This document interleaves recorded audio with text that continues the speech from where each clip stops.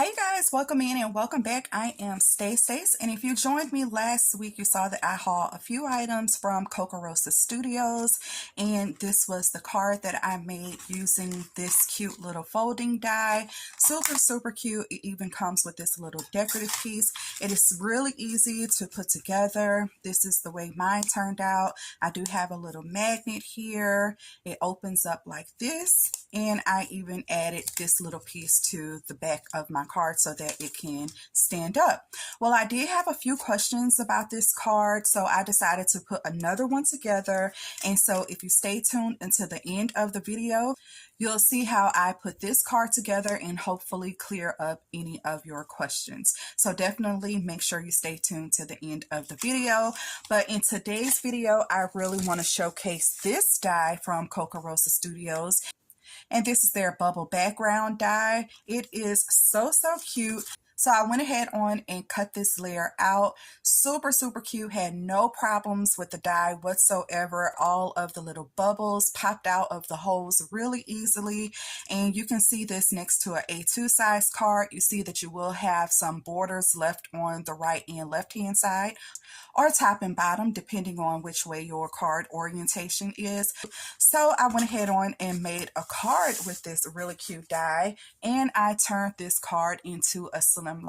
Oh my gosh, I love this card so much. So to make this bubbles background panel a Slimline, it was really easy. I used a technique called partial die cutting.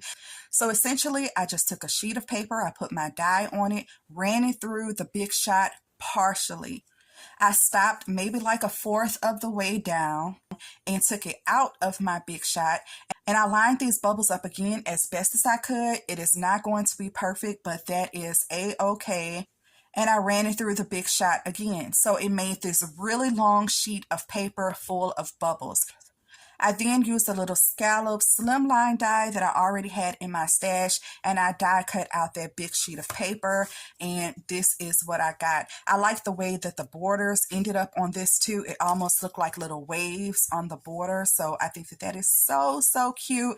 I did make this cute little layered octopus on my Cricut. I also made the sentiment, sending extra hugs. You guys, I have been having so much fun using my Cricut pens. And I just learned a new hack to pretty much make any font a solid font instead of those bubble letters. So I think that that was so awesome. This is my first time trying it out on this card, and I am loving the results. I did pop this sentiment up on some foam tape. I also made these little bubbles on my Cricut, and I think that that turned out nice. I wanted more textures and layering in the background on my card, so I whipped out some of this little mesh right here, and also some of the bigger mesh, which almost looks like a net, and I've already put that up, but it is super cute. I love the way everything is layered, and you guys, this was a really easy card to make using this die. So I do have a little stitched white panel in the inside. I think I have another little bubble somewhere too, so I'm thinking about putting the bubble on the inside as well.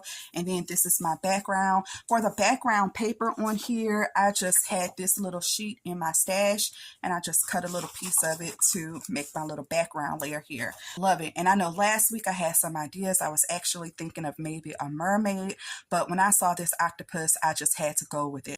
Oh, I also added a few little gems here, a little star here that I had in my stash, and I also used my stickles on parts of the octopus as well, just for some added pizzazz. And yeah, that is my Slimline card, and she is catching the light and just dancing. I love it.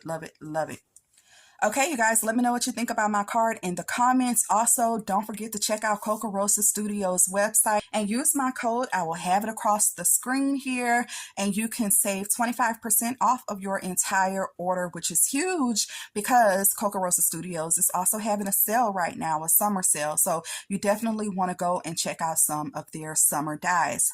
So awesome. All right, and if you will continue watching, I'll go ahead on and get started on the tutorial.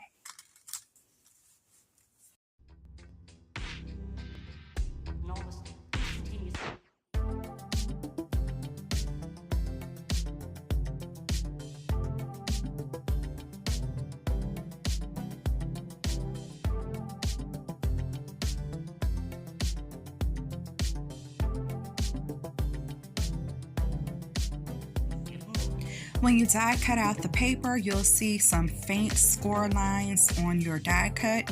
Go ahead on and cut on the inside of those score lines.